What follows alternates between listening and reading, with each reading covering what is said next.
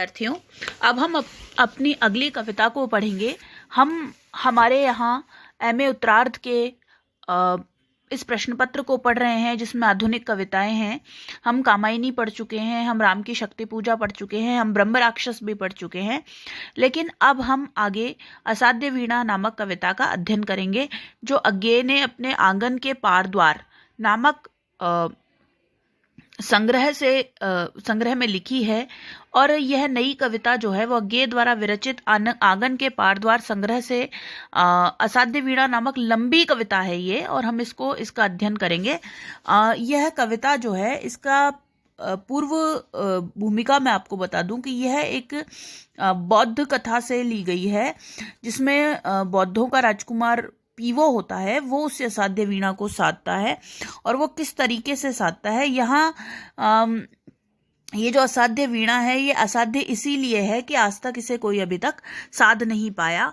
यह कविता बहुत ही रुचिकर कविता है। इस कविता में आपको अहम का त्याग करने की मूल भावना जो है वो सिखाई गई है, और आज हम इस कविता का अध्ययन करेंगे। हम सभी जानते हैं कि सच्चिदानंद हीरानंद वात्स्यायन अज्ञेय जो हमारे कवि हैं, जिन्होंने तार सप्तक की स्थापना की, आप प्रयोगवाद के शाला का पुरुष माने जाते हैं। और इस कविता के माध्यम से हम ये अध्ययन करेंगे कि अज्ञेय ने हमें इस कविता में क्या सिखाया है, और नई कविता के नए मानक, नए मूल्य जो है वो क्या है। आ गए प्रियमवद केश कंबली गुफा गेह। केश कंबली माने केश ही जिसका कंबल हो। राजन ने आसन दिया, कहा कृतकृत्य हुआ मैं तात, पधारे आप, भरोसा है मुझको, साध आज मेरे जीवन की पूरी होगी। प्रस्तुत काव्यांश जो है वो नई कविता के प्रणेता अज्ञेय द्वारा विरचित आंगन के पार द्वार कविता से ग्रहित असाध्य वीणा नामक प्रलंब कविता से लिया गया है।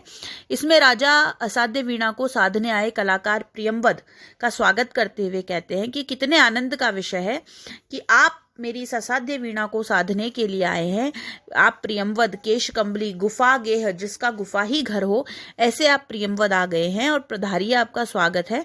स्वागत कर प्रियमवद को राजा ने आसन दिया और कहा कि मैं कृतकृत्य हुआ, मुझे आपके पधारने से भरोसा हो चला है कि अवश्य ही आज मेरे जीवन की इच्छा पूरी होगी। निश्चय ही असाध्य वीणा के से स्वर लहरियां प्रवाहित होंगी। लघु संकेत समझ राजा का गण दौड़े, लाए असाध्य वीणा। लघु संकेत समझ राजा का गण दौड़े, लाए असाध्य वीणा। साधक के आगे उसको हट गए, सभी की उत्सुक आंखें एक बार वीणा को लख टिक गईं प्रियमवद के चेहरे पर। जो राजा के भृत्य थे, जो राजा के नौकर थे, वो छोटा सा उनका संकेत समझकर वे राजा के नौकर जो थे वो असाध्य वीणा लेकर आए। इस वीणा का ये असाध्य इसीलिए है कि ये आज तक साधी नहीं गई। साधक के आगे उसको रख हट गए, साधक के आगे यानी कि प्रियमवद के आगे वे उसको रख करके और हट गए, वहां से दूर हट गए। और सभी की उत्सुक आंखें एक बार वीणा को लख टिक गई प्रियमवद के चेहरे पर। सभी की उत्सुक आंखें जो थी वो एक बार वीणा को देख करके प्रियमवद के चेहरे पर वो आंखें टिक गई। यह वीणा उत्तराखंड के गिरी प्रांतर से, जहां घने वनों में जहां तपस्या करते हैं व्रतचारी, बहुत समय पहले आई थी। पूरा इतिहास तो न जान सके हम, किंतु सुना है वज्र कीर्ति ने मंत्रपूत जिस अति प्राचीन किरीटी तरु से इसे गढ़ा था। राजा प्रियमवद को लक्ष्य करके कहने लगे कि हे प्रियमवद, साधक प्रियमवद, बहुत पहले उत्तराखंड के गिरी प्रांतर से, जहां व्रतचारी लोग तपस्या करते हैं, तपश्चर्या करते हैं, यह वीणा बहुत पहले आई थी। हम और तो इसके पूरे इतिहास से परिचित नहीं है, लेकिन हमें पता है कि वज्र कीर्ति ने मंत्र से अभिमंत्रित करके, किरीटी तरु को अभिमंत्रित करके इसे गढ़ा था, इसे बनाया था। और उसके कानों में हिम शिखर रहस्य कहा करते थे उसके कानों में हिम शिखर अपने रहस्य कहा करते थे। कंधों पर बादल सोते थे, उसके कंधों पर बादल सोते थे। उसकी करिशुंडों सी डालें उसकी जो हाथी की सूंडों के समान जो डालें थी, हिम वर्षा से पूरे वन यूथों का कर लेती थी परित्राण। हिम की वर्षा से पूरे वन यूथों का, वन्य जीव समूहों की रक्षा करती थी। और उस प्राचीन कोटर में, उसके प्राचीन कोटरों में भालू बसते थे। केहरी उस वलकल के कंधे खुजलाने आते थे। सिंह जो है वो अपने बदन को उससे रगड़ कर, उसकी छाल से, वल्कलन छाल से रगड़ कर खुजलाया करते थे। और सुना है जड़ उसकी जा पहुंची थी पाताल लोक, और सुना है कि उसकी जो जड़ें हैं वो पाताल लोक तक जा पहुंची थी। उसकी गंध प्रवण शीतलता से फंटिका नाग वासुकी सोता था। उसकी जो गंध प्रवण शीतलता थी, जो सुंदर सुगंधित जड़ें थी, उसके फन का आश्रय लेकर वासुकी नाग सोता था। वासुकी उस पर फन टिकाकर विश्राम किया करता था।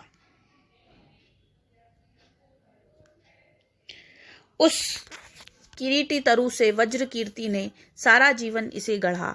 उस किरीटी तरु, उस किरीट के वृक्ष से जो ये वीणा आप देख रहे हैं, उसे सारा जीवन वज्र कीर्ति नामक जो साधक थे उन्होंने इसे गढ़ा है, उसे जीवन पर्यंत इसका निर्माण किया है।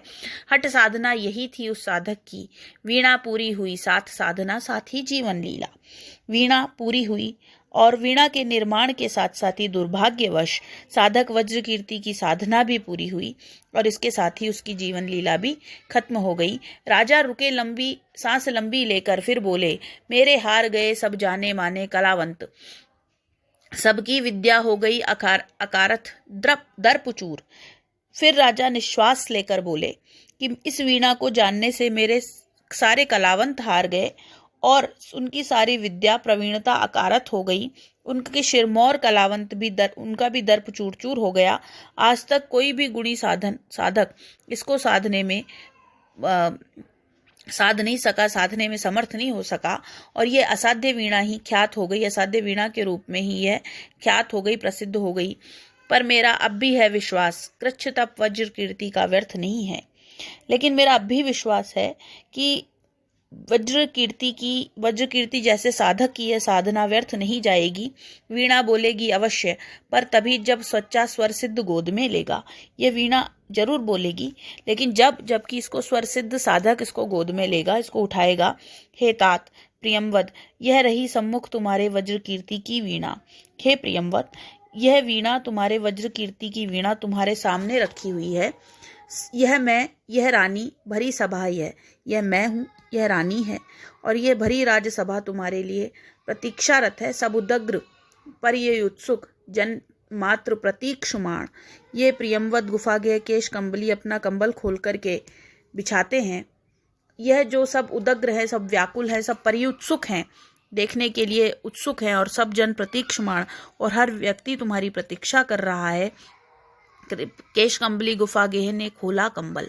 प्रियमवद ने कंबल खोला, धरती पर चुपचाप बिछाया, उसे धरती पर चुपचाप रखा। वीणा उस पर रख, पलक मूंद कर प्राण खींच। वीणा उस पर रखी, उन्होंने पलक मूंदी और प्राण खींचे। करके प्रणाम किया।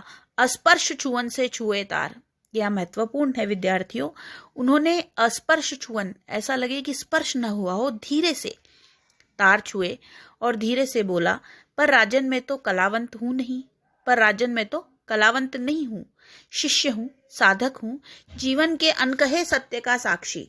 जीवन के जो नहीं कहा जाने वाला सत्य है उसका साक्षी हूं। वज्र कीर्ति, प्राचीन किरीटी तरु का मैं साक्षी हूं, उसको देखने वाला हूं, किंतु मैं कलावंत नहीं हूं। मुझे ये वीणा बजानी नहीं आती, मैं तो शिष्य हूं, अभी सीख रहा हूं, अभी साधक हूं।